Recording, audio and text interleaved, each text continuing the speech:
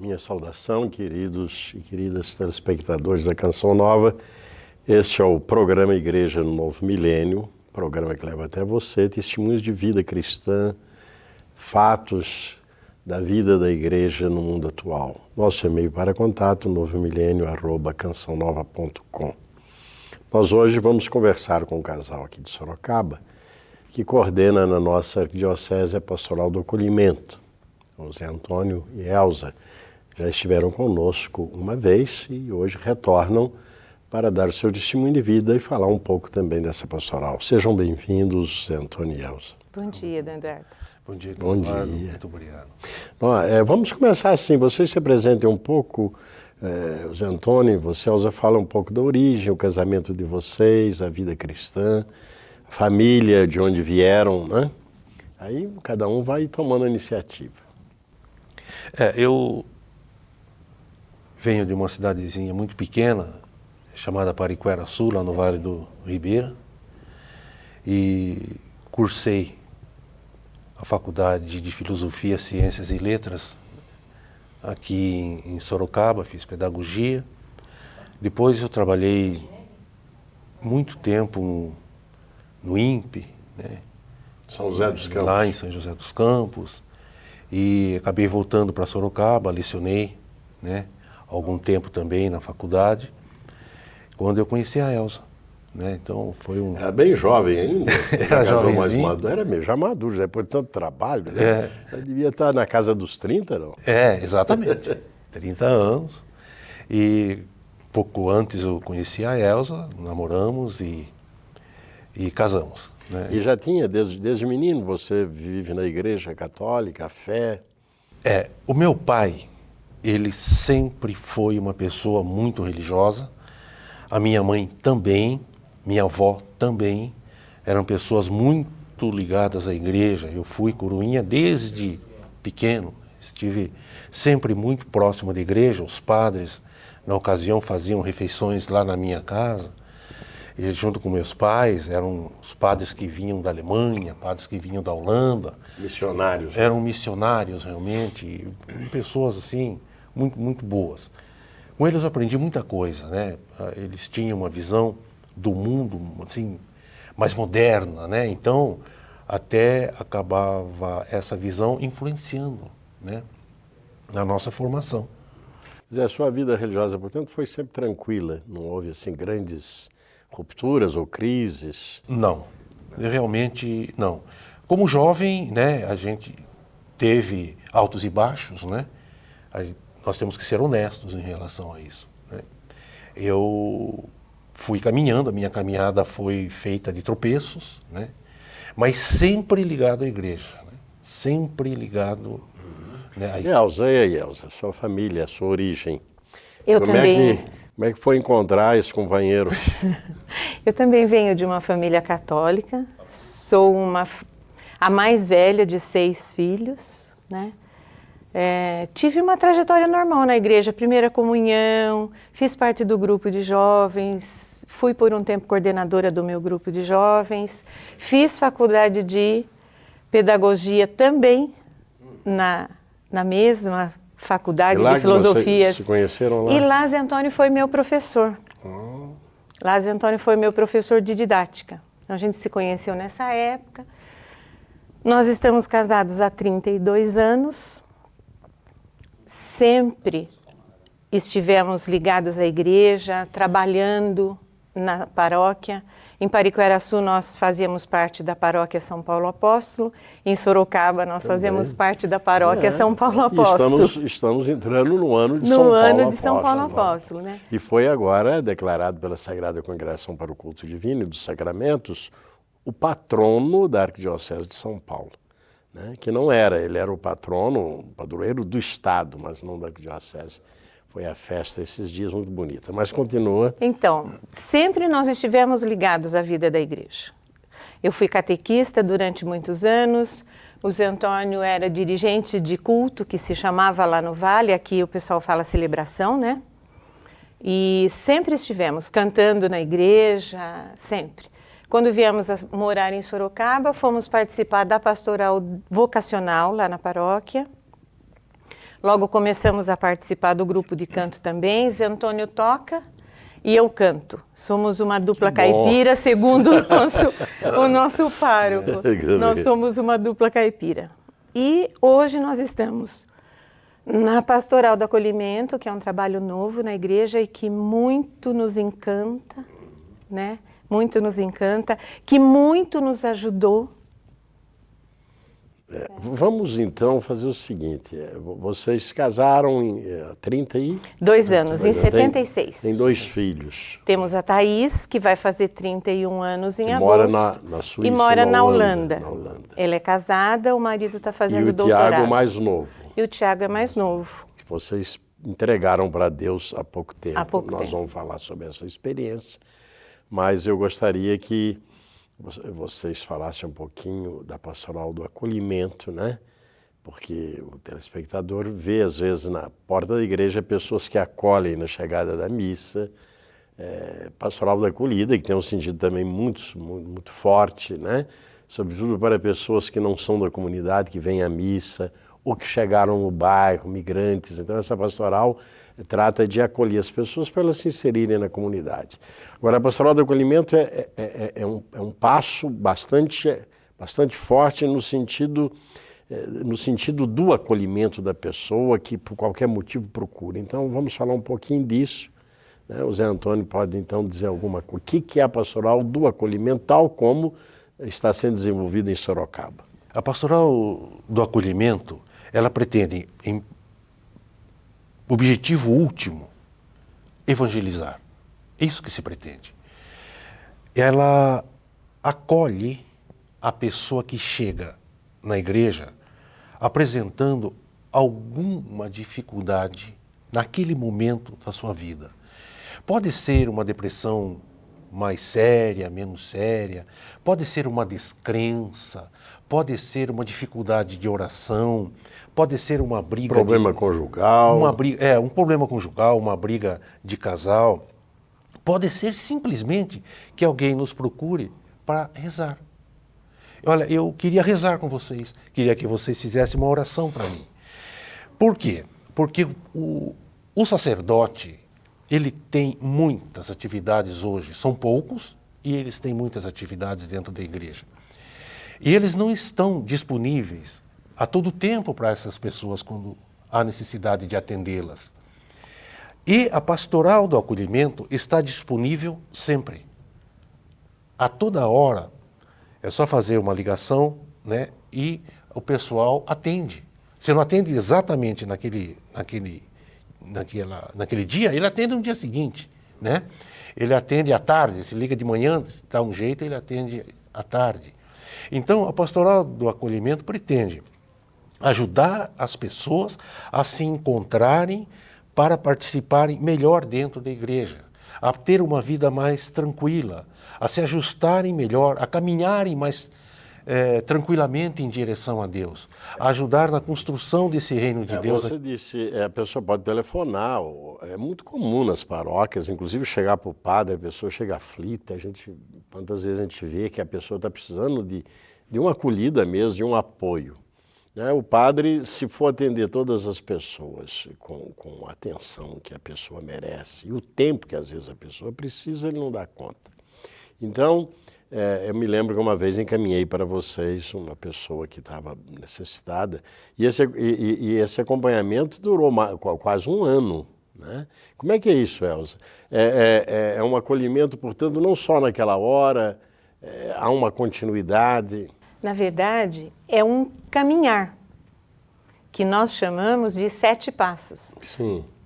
Então, nós vamos com a pessoa caminhando a cada passo, buscando que ela, em primeiro lugar, se ajuste emocionalmente a partir da palavra de Deus.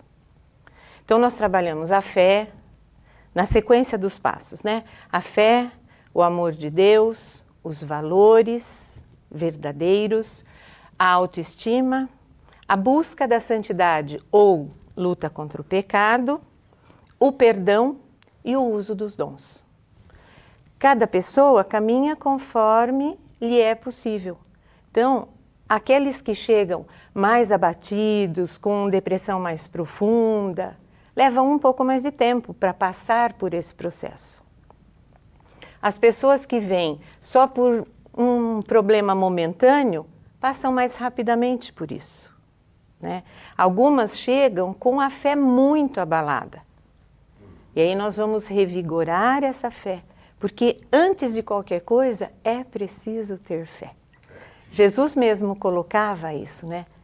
Quando perguntou ao cego, que pediu para enxergar, e Jesus perguntou, você crê que eu posso fazer isso? E ele diz, creio, Senhor. Então seja feito conforme a tua fé. Quer dizer, há muitas pessoas que vivendo problemas concretos, ou problemas familiares, ou problemas emocionais, podem chegar num momento que elas acham, eu não tenho solução, eu não tenho resposta, está muito difícil, né? Então é nesse momento que a pessoa procura alguém, né? E as pessoas religiosas procuram o padre ou a religião para responder esse problema. Então é muito comum acontecer, e eu mesmo já fiz isso alguma vez, de perceber que a pessoa precisa de ajuda de um psicólogo. Então a gente diz assim, a gente corre o risco de dizer assim, você está com problema para psicólogo, não é para religião.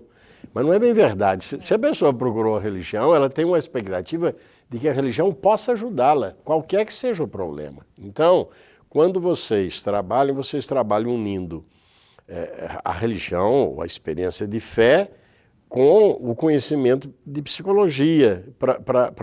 A fé é força e a psicologia ajuda a pessoa a compreender e perceber que caminho tomar. Mesmo porque a pessoa que chega até nós, se ela vem e está passando por um acompanhamento médico, se ela está sendo medicada, ela é incentivada a continuar esse tratamento, a continuar com a medicação, porque nós vamos cuidar do outro lado. O médico está cuidando da parte física, nós vamos ajudá-la na parte espiritual. Então nós vamos rezar com ela, incentivá-la à oração diária, à frequência da Santa Missa, dos sacramentos. Como o Evangelho pode ser resposta para todos os problemas da pessoa, né? Não é uma resposta mágica, porque a pessoa tem que se empenhar num caminho. O Evangelho oferece um caminho e oferece luz para fazer esse caminho. Por isso que a Pastoral do Acolhimento tem esse processo, esse caminhar. Nós vamos 7 passos. E aqui em Sorocaba já tem um grupo grande de pessoas, casais ou não, que atendem, né, nas paróquias. O interessante, eu gostaria de completar dizendo o seguinte, que nos 4 primeiros passos, nós trabalhamos fortalecendo a pessoa, ela, e também fortalecendo a parte espiritual dela, a fé, o amor de Deus, os valores de Deus, a autoestima, né? A gente costuma dizer que é o momento que Deus pega no colo. No colo. Passa a mão na cabeça, pega no colo, afaga, né? Para preparar para o 5º passo, que é a busca da santidade, que é a luta contra o pecado, que aí vai se solicitar uma mudança nos aspectos que são necessários. Se a pessoa não reza, deve começar a rezar. Se a pessoa não vai à missa, deve começar a ir.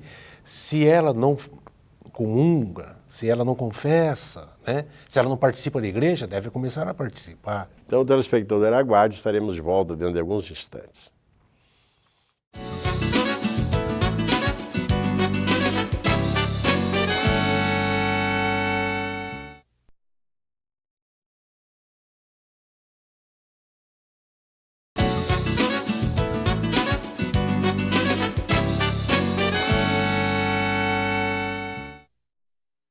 Estamos de volta, telespectadores. Este é o programa Igreja Novo Milênio, um programa que leva até você testemunhos de vida cristã, questões, fatos da vida da igreja atual.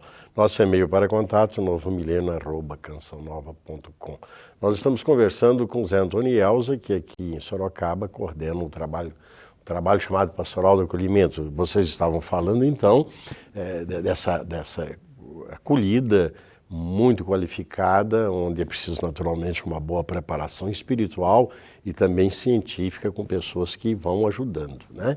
E vocês falavam dos passos e que há um primeiro momento que é realmente acolher e passar para a pessoa, você É força, querido, né? é amado Você de é amado Deus. por Deus, Deus te quer feliz, você não foi criado para sofrer, né? Mas chega um momento em que diz assim, a contrapartida e um caminho, o caminho é você assumir a sua vida numa perspectiva nova, e aí falava do perdão, na cura das feridas, Das sempre usou feridas. essa expressão, A cura das feridas, porque as mágoas, os ressentimentos, são pequenas feridinhas que vão ficando no nosso coração. Às vezes cria uma casquinha, mas não cura, tá lá.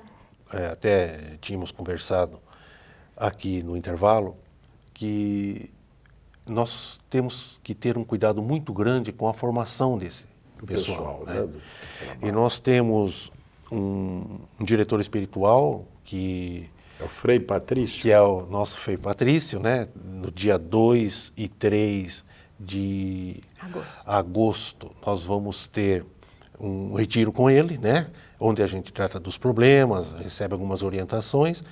E nesse dia, também 2 e 3, nós já estivemos conversando com o meu xará lá, o Padre Zé Antônio. Os seminaristas irão participar também, né, desse retiro. E depois eles receberão uma formação em 2 finais de semana, né? Nessa linha. Nessa linha, 6 e 7 de setembro, 13 e 14 também de setembro. E eles vão receber, então, essa formação com estudo de casos, né? A fundamentação toda bem séria e o conhecimento da chave bíblica, né? Porque a fé, por exemplo, nós temos uma chave bíblica que trata dos textos da fé para ser trabalhados, né? Diante das situações concretas. Tá, né? ali, então, o que é a resposta que Cristo daria, né, àquele problema. Está lá na Bíblia, está tudo a indicação, claro, está né? tudo claro. O remédio para você é essa palavra de Nosso Senhor. Vinde a mim, vós todos que estáis, né, aflitos. A gente sempre diz quando a pessoa vem. Agora, vocês trabalham nisso há quanto tempo, nesse trabalho de apostolado? Desde 2000. 2000. Nós começamos indo a Itapetininga. O que significou isso para a vida de vocês como casal cristão, como pais, né? Eu sei que vocês perderam o Tiago recentemente. O que significa esse trabalho, o que significou e o que está significando esse trabalho? Olha, nós sempre participamos da igreja. Nós sempre colaboramos com a igreja de uma ou de outra forma. Mas este trabalho em particular é que nos dá a maior alegria que nós tivemos até agora em termos de participação de igreja. Por quê? Eu sou aposentado e a Elza também. Então nós estamos dedicando praticamente todo o nosso tempo para o desenvolvimento desse trabalho. E nós fazemos isso porque quando nós conversamos e acompanhamos as pessoas, os primeiros que são modificados e tratados somos nós. Nós aqui crescemos, porque no momento que você está junto ali, que você fala, que você lê a Bíblia, reza junto, nós também estamos sendo modificados a cada encontro com as pessoas que nós temos. Quer dizer, um encontro com a pessoa que procura é nele um encontro com Cristo. Com Cristo, né? Então nós também somos modificados porque cada situação ela é diferente, né? Aquela mesma palavra dita numa situação tem um outro sentido numa outra situação e é a mesma palavra. Você dá um outro enfoque. É uma coisa muito interessante isso. A palavra de Deus, ela tem uma universalidade muito grande, muito bonita, muito profunda, né? E nós acabamos sendo tratados também, né? E nós vamos crescendo, né? Nós temos em casa uma pequena capela, né? Com um Cristo que está pregado na cruz, mas tem a mão direita estendida aqui, significa para nós um símbolo desse acolhimento, que é o Cristo sofredor que estende a mão. Né? Essa capela que vocês deram o nome de Capela do Tiago. Capelinha do Tiago. Capelinha do Tiago. Tiago, telespectador, é o filho mais. São dois, a moça e o Tiago, e que Deus levou. foi para Deus. Então eles têm a capelinha, eu tive lá, dei até a bênção, né? A capelinha do Tiago. Ali tem a Bíblia, tem esse Cristo com a mão estendida da cruz, né? Para dizer, vinde a mim todos vós que estáis fatigados, né? E eu vos Quando eu aliviarei. for levantado, atrairei todas as coisas a mim, né? Na verdade, o trabalho com a pastoral nos fortaleceu espiritualmente, nos trouxe ainda mais aquela certeza e aquela confiança de que Deus estava conosco. E que há momentos difíceis na vida da gente. Jesus falou, nós vamos passar por tribulações. Sim, então vamos falar um pouquinho, porque eu acho que é importante para o telespectador o que significou o Tiago. Né? Quem foi o Tiago, a doença dele, como é que, no meio de tudo isso, vocês continuaram, eu sei que é difícil para vocês falar, porque é recente, mas eu acho que, como vocês já me contaram, acho que poderão também aqui partilhar com o telespectador. Fala do Tiago, né? A menina está na Holanda, está trabalhando, está com saúde.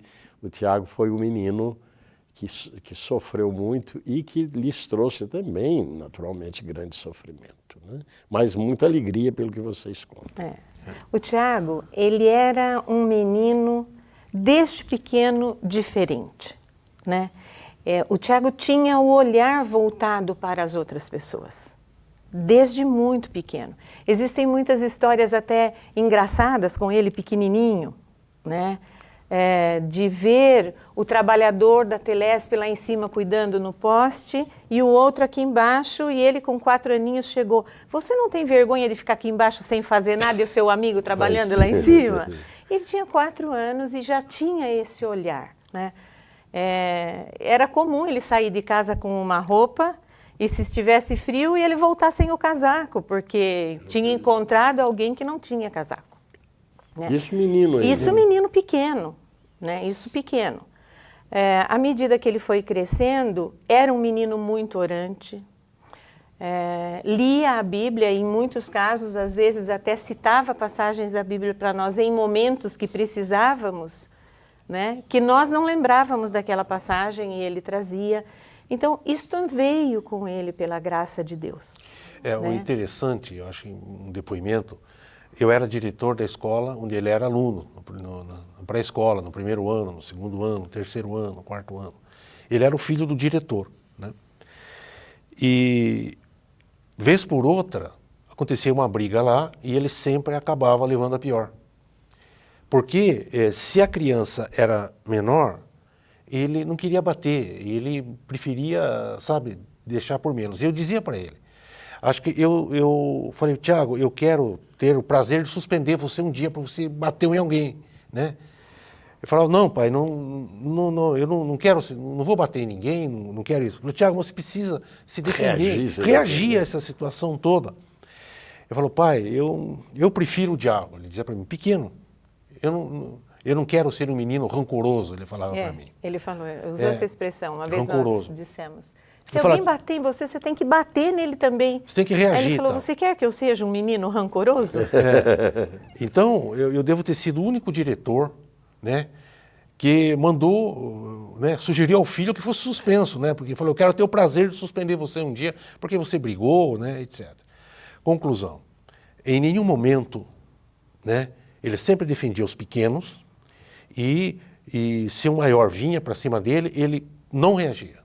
Ele suportava, e vinha lá, né, não reclamava, eu sabia por outras pessoas, chamava, ele contava que o cara tinha empurrado, que tinha feito isso, que tinha feito aquilo e tal. Mas ele não trazia dentro dele esse espírito de reação, de revanche, de bater, mesmo que fosse uma criança pequena. Aliás, é uma coisa muito interessante para se relatar. Eu não me lembro de ter visto nenhuma criança pequena que não se jogasse nos braços dele. É uma coisa impressionante. Quer dizer, ele já moço, as crianças... Na igreja era impressionante. Ele chegava, as crianças corriam. E ele brincava com todas e afagava todas. Era uma coisa muito interessante e muito diferente. Ele trazia uma bondade muito grande no olhar. A doença dele, o que foi mesmo, Elza? O Tiago, ele começou, de repente, aos 26 anos... Ele já tinha terminado a faculdade? Já tinha terminado a formou faculdade, em- ele fez Direito. E terminada a faculdade, ele resolveu que ia mudar de área, que o direito não era uma coisa que realmente o interessasse. Aí ele foi fazer podologia. No finalzinho da Que é podologia, podologia? aquela pessoa que cuida dos pés faz... Sei. No finalzinho da podologia, ele teve que parar porque havia um movimento fino na mão, né? Uma coordenação motora Coordenação fina. motora fina que ele não conseguia ter. Daí ele mudou para a massoterapia, estava indo muito bem, porque aí as mãos dele o ajudavam muito. Tinha uma mão para fazer massagem. 2 dias antes de morrer, ele fez uma massagem nas minhas costas, porque eu estava muito cansada. Então, depois nós fomos descobrir que essa dificuldade da sintonia fina vinha da doença. Ele começou a emagrecer, primeiro um emagrecimento discreto, depois se acentuou muito. Vieram então alguns sintomas como um soluço que não se explicava, regurgitamento que não se explicava. Fomos a alguns médicos, está com gastrite, faz tratamento de gastrite, não adianta, faz outro tratamento de gastrite, não adianta. E se passaram alguns meses, ele não parava de perder peso. Nós trocamos o médico e este novo médico que nos atendeu, após o exame físico, nos deu um diagnóstico. O Tiago era portador de uma síndrome chamada neurofibromatose von Recklinghausen. A síndrome é um defeito genético, né? Então ele tinha nascido com isso. Ele tinha sinais externos visíveis dessa doença que, felizmente, nunca nos foram avisados por nenhum médico, porque eu digo hoje que eu não vivi a minha vida inteira esperando o dia que meu filho teria um problema. A manifestação da doença. Essa síndrome ela se caracteriza pelo aparecimento de nódulos que podem ser malignos ou não em qualquer ponto do sistema nervoso. Aí nós fomos enviados a um geneticista, né? E a geneticista confirmou o diagnóstico e percebeu que o Tiago herdou isso do Zé Antônio. O Zé Antônio também é portador de neurofibromatose. Como toda síndrome, tem variada expressividade. No Zé Antônio, ela tem a expressividade branda, não se manifestou. E no Tiago, ela teve a expressividade aguda.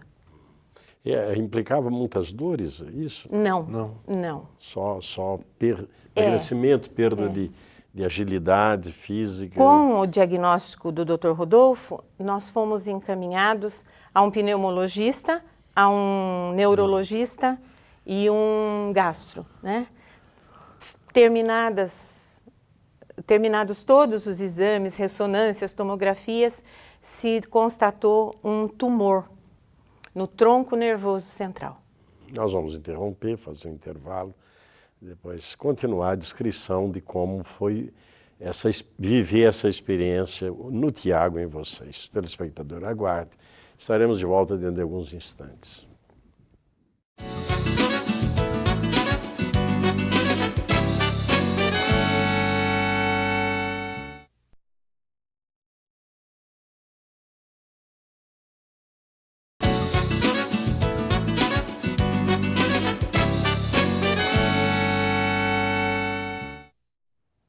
Estamos de volta, telespectadores da Canção Nova. Este é o programa Igreja no Novo Milênio, um programa que leva até você testemunhos de vida cristã e questões relativas à vida da igreja no mundo atual. Nosso e-mail para contato, novomilênio@cançãonova.com. Conversamos com Zé Antônio e Elza, da Pastoral do Acolhimento de Sorocaba, e vocês falavam, a Elza estava falando da doença do Tiago, filho mais novo, aos 26 anos. Se formou e depois apareceu essa doença, uma doença degenerativa, não é? E você falava do tumor. Então, a ressonância mostrou um tumor no tronco nervoso central, que é a parte do nosso cérebro que comanda as funções que o nosso organismo tem automaticamente. Andar, equilíbrio, respiração, deglutição, batimento cardíaco. Isso aí significou uma alteração geral do corpo. funcionamento do corpo, em todos os níveis, desde a digestão, desde o movimento. Né? A respiração. Respiração. Né?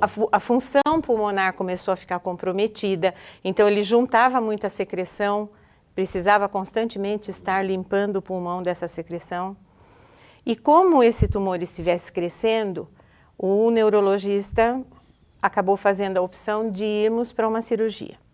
Já sabíamos de antemão que era um tumor infiltrativo e que, portanto, não seria possível retirá-lo todo. Mas, dependendo da biópsia, era possível curá-lo com quimioterapia, radioterapia. A cirurgia foi feita, só foi possível retirar em torno de 30% do tumor, porque havia o risco de avançar mais um pouco e ele morrer na mesa de cirurgia.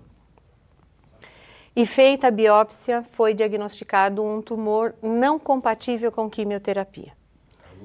Não tinha. Então, a única possibilidade era a radioterapia que reduzisse o que ficou do tumor. Essa era a única possibilidade. Também com riscos, né? Também com riscos, porque a radioterapia também tem efeitos colaterais, né? Também tem.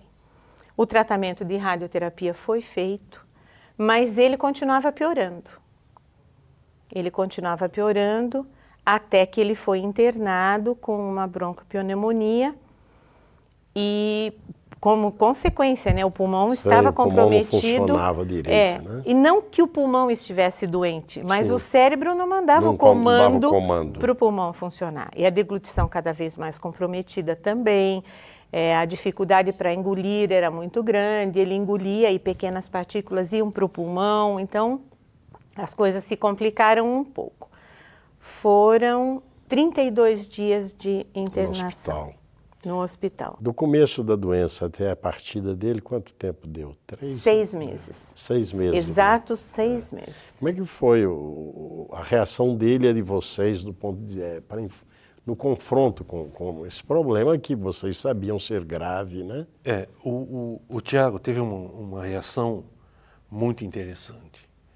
Eu dizia para ele, disse até perto da hora dele morrer, eu já admirava o Tiago muito, mas eu aprendi a conhecer o Tiago na doença. Ele foi extremamente valente, foi um menino de uma valentia a toda a prova. Não por força dele, porque Deus o acolheu, o amou profundamente até o fim. E nós vamos ver já, né, como que isso se deu. Mas ele foi muito valente, ele não reclamava. Ele dizia, quando ia fazer algum procedimento, ele dizia o seguinte para a enfermeira: o que eu posso fazer para ajudar você? Né? Ele fazia muito origami, aquela dobradura, para oferecer às pessoas que iam lá, para as enfermeiras. Tinha sempre uma palavra de carinho para todas. Tanto que as enfermeiras comentaram e para as outras alas, e muita gente das outras alas vinham lá para conhecê-lo, para conversar com ele e tal, né? E ele sempre tinha uma palavra de conforto, sempre contava uma piadinha, né? Sempre alegre, mas ele tinha acessos terríveis de tosse e precisava, em determinados momentos, fazer aspiração e rápida e virar a cama de tal forma que pudesse sair aquela secreção, até pela força da gravidade que ajudasse. E dor não existia, existia aquela ânsia, aquela aflição enorme, aquela tosse, né? Aquela secreção que não parava dia e noite. Este menino tossia dia e noite, não parava de tossir e não reclamava. Às vezes ele dizia: puxa vida, pai, parece que eu ando um braço para frente e 2 para trás, né? Mas ele sempre dizia: não, pai, vamos conversar, vou montar minha clínica. E eu falei: não, vamos comprar o terreno ao lado de casa. Fiz até um desenhinho, aí nós conversávamos. E eu mantinha, e a Elza também, o sonho presente em todo momento, né? O sonho presente em todo momento. Ele queria ter uma clínica de massoterapia. E tal, a gente ia montar para ele. E junto com ele e tal, e estava tudo certo. A mãe ficava com ele à noite e eu ficava com ele de dia, né? Nós íamos revezando e com a ajuda de amigos também que Na última semana, semana muitos amigos ficaram, nos ajudaram muito, deram apoio. A comunidade da paróquia São Paulo Apóstolo sempre esteve conosco, nos ajudando, dando apoio, rezando, que foi, né, uma coisa assim muito importante, que nos dava força para aguentar, né, essa situação terrível, né? Você falava que ele tinha aquele desejo de poder exercer a profissão que ele tinha escolhido e alimentava essa esperança. E vocês já tinham uma visão antecipada de que seria muito difícil, só um milagre, né? Como é que foi isso, Elza? Mas como nós mantínhamos o Sim, sonho. Sim. Mas eu estou imaginando como seria, como deve ter sido difícil, né? Mas sabe, Dom Eduardo, como desde muito pequenos, tanto a Thaís quanto o Tiago, foram acostumados à oração em casa e nos momentos de dificuldade a gente ficava os 4 e rezava junto. Então, quando ficava muito difícil, a gente rezava. Então, o terço era uma coisa constante na minha mão, não saía da minha mão de jeito nenhum, né?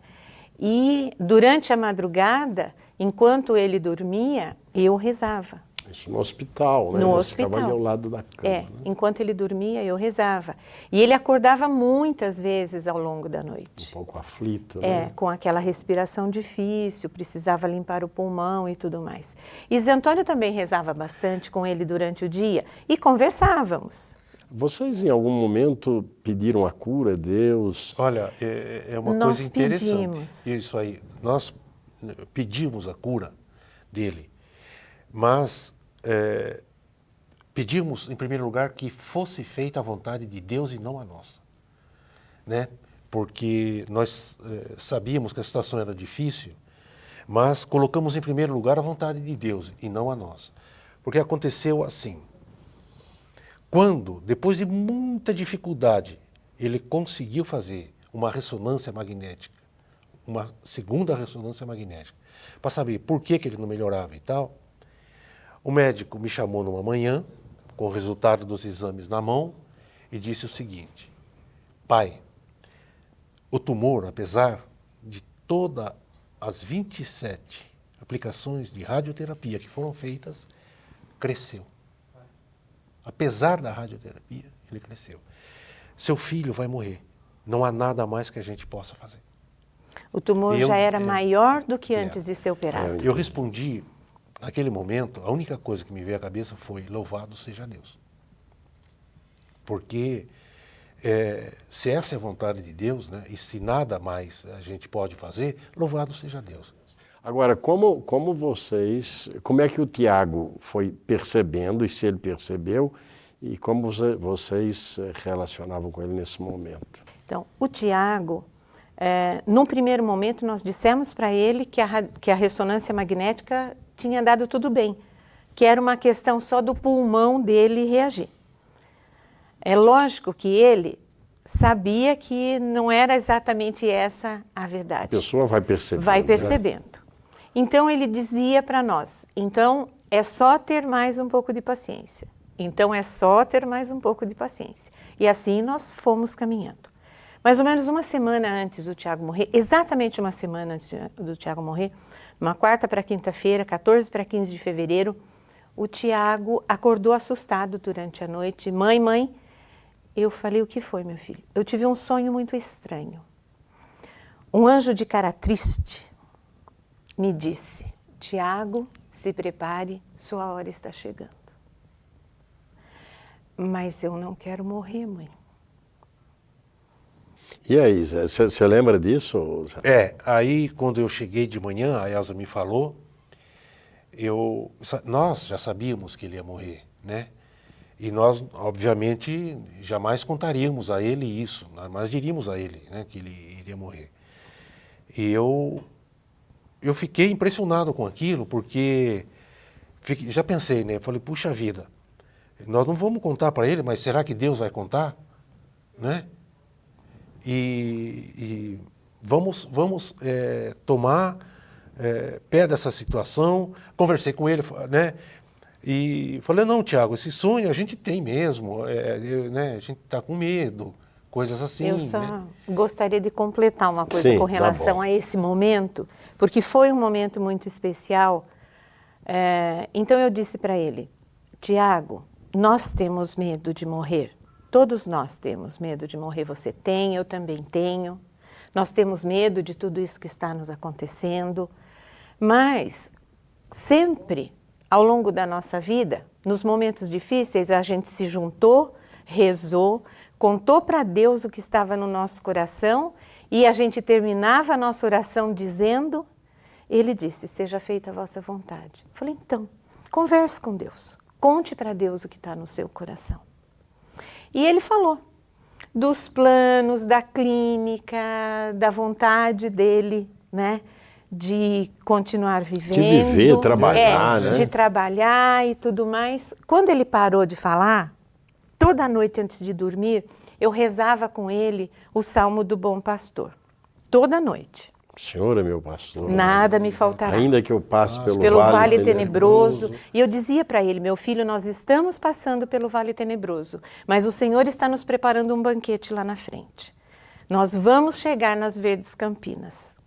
E aí, nesse dia, ao invés de rezar, eu cantei para ele, Tu és, Senhor, o meu pastor, aquela música pelos prados e campinas.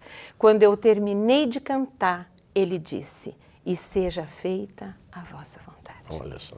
Então foi assim, um momento muito especial, porque naquele momento, se nós já tínhamos, nós dois, pedido a cura, mas ao mesmo tempo entregado o Tiago no colo de Deus, ele se entregou no colo de Deus naquele momento.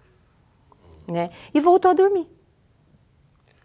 Mas e daí, depois de quantos dias? 2 dias antes dele morrer.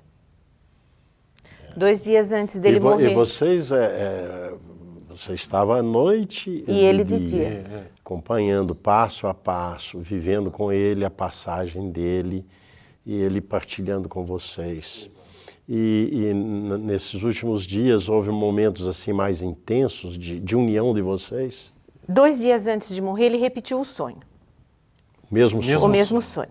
Só que aí ele conversou com nós dois e nós conversamos com ele de novo. Tiago, a gente tem medo, você também tem. E vamos levando e vamos rezando. Ele pediu que nós e nós confiamos na vida eterna, nós acreditamos que a vida não acaba aqui, nós não precisamos Isso tudo temer foi por conversado. isso. Conversávamos com ele. Porque nesse segundo sonho que ele teve, o mesmo sonho, o mesmo anjo de cara triste, ele falou para mim, pai, precisamos conversar, eu quero que o senhor dê um jeito que não fique ninguém no quarto. Quero conversar com o senhor e com a mamãe.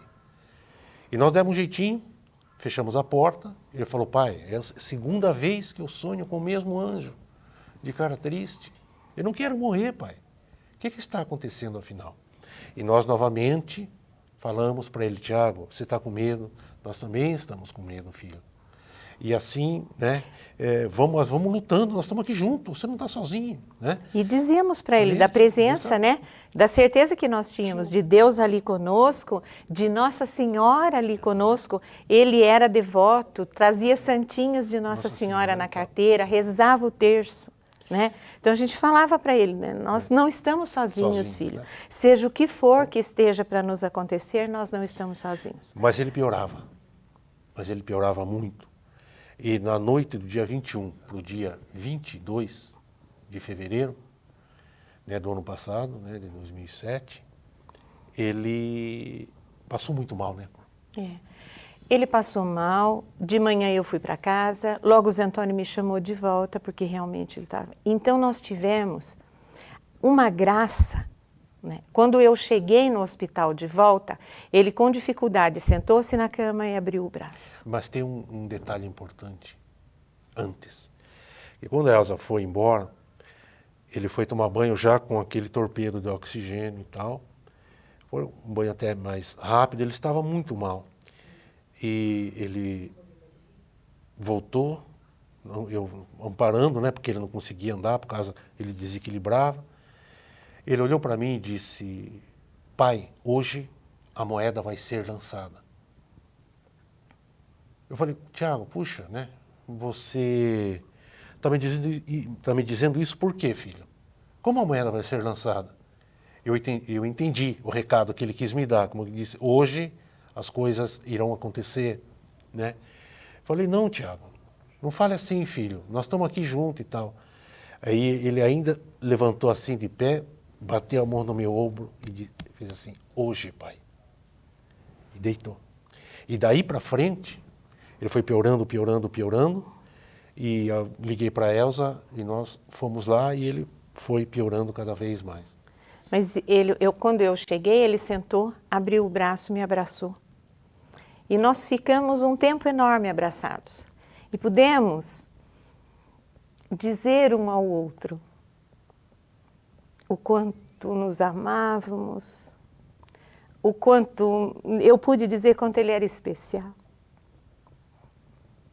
E o quanto eu tinha orgulho de ver a valentia dele e de quanto ele tinha sido testemunho de fé sem se revoltar contra Deus em toda aquela fase da doença. Aí ele me soltou e fez a mesma coisa com o pai. E depois ele abriu um braço para mim. E então o Senhor nos proporcionou momentos de pura graça. Muito intensos, né? Pura graça, porque nós pudemos nos despedir com palavras de amor, de confiança, de certeza que nós estávamos ali vivendo aquela situação difícil, mas estávamos amparados por Deus. Ele foi piorando, por volta das 9h30 da noite, eu me despedi dele falando baixinho, porque aí ele foi entrando em torpor, né? Coma. Não chegou a ser um coma, sim. Mas o pulmão já não fazia mais as trocas gasosas, então o gás carbônico vai sedando o organismo, né? Então eu falei muito baixinho com ele no ouvido, cantei para ele e falei para ele que fosse em paz, né? Que Você ficasse cantou tranquilo. o Salmo 22? O Salmo, tu és Senhor, o Senhor é meu pastor, nada me faltará. E eu disse para ele, filho, eu acredito que nesta hora lá no céu está uma correria danada, porque os anjinhos estão arrumando a mesa para o banquete que o Senhor preparou para você. Vá em paz, né? E me sentei de volta e pedi a Nossa Senhora, que tinha sido minha companheira durante aqueles 32 dias. Eu disse para ela, mãe, eu não posso mais carregar meu filho no colo, mas a senhora pode. Então pega meu filho no colo e leva para Jesus. E o Senhor nos abençoou tanto que 5 dias depois, nossa filha que mora na Holanda e não pôde vir porque ela estava doente. E ela não pôde vir para ver o irmão nessa última fase porque ela estava doente. Ela ligou para mim. Mãe, eu tive um sonho lindo. O Tiago estava no colo de uma mulher de cabelos compridos, muito bonita, uma túnica azul clarinho, resplandecente. A cabeça encostada no ombro dela como se dormisse. E ela levitava como se ele não fosse peso nenhum. Então eu disse, filha, você não teve um sonho. Nossa Senhora foi até você consolar o seu coração, mostrando para você que o Tiago está bem. E ao mesmo tempo ela disse, fala para sua mãe que eu fiz o que ela pediu. Que bom.